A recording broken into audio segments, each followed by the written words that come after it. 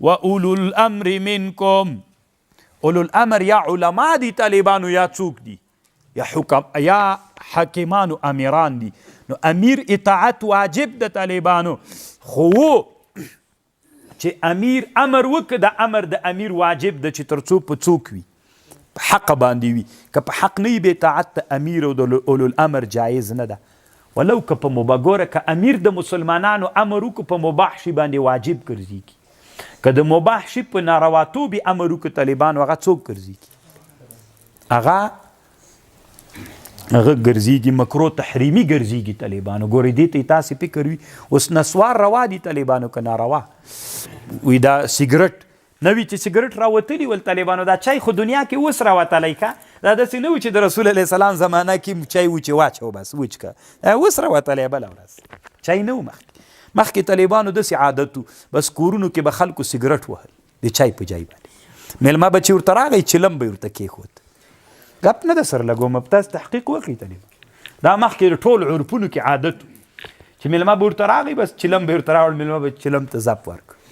خو چارس به نه و طالبانو، دا سګرټ به پکې و. حقه ورته وي علما علت مکرو په هغه زمانه کې د علما اله مکرو تنزیهي بولي، شامي مکرو تنزیهي ورته وي. تاسې وګورئ طالبان رد المحتار کتابونه چې پې جوړ سوي هغو داسې حالت و. بیا میلمه ته به هم طالبانو چلم کې. نو بیا د دور المختار په زمانه کې چې عثماني خلافت هلته د مسلمانانو امیر امر وکړه چې سګرټ به نور نه وهل کېږي. د دور المختار مولا په متن کې د دور المختار لیکي چې دا ناروا ده. که مباح سي سګرټ کې بیا اختلاف و د ملایانو روا ده که ناروا ده.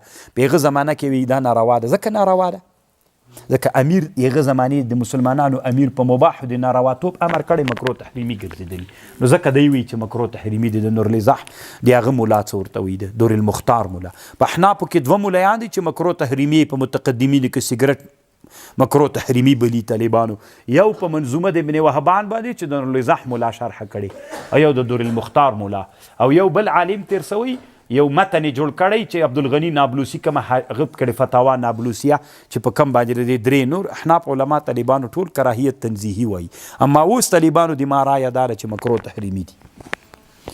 هم په دې مې تحقیق هم کړی طالبانو د ما مخکیني تحقیقات صحیح نه دي. طالبانو هغې نه زه بیرته ګرځېدلی یم ځکه دا صحت ته تاوان کوي.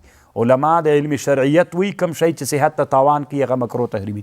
روزه خو پې ماتیږي طالبانو بالکل کفاره هم سته پې باندې ښه. زجر الریان عن شرب الدخان عبدالحی لکنوي صاحب کتاب پې جوړ کړی. عبدالحی لکنوي یو د سګرټو په اړه کتاب جوړ کړی یو د څښول وي شرب الدخان ترویج الجنان بشرب الدخان دی یو حکم ده حکم د سګرټو. بل کتاب جوړ کړی زجر الریان عن شرب الدخان روزدار دی پاره بل کتاب جوړ کړی کفاره هم شته پې باندې طالبان. الله دې مو تېر وساتي.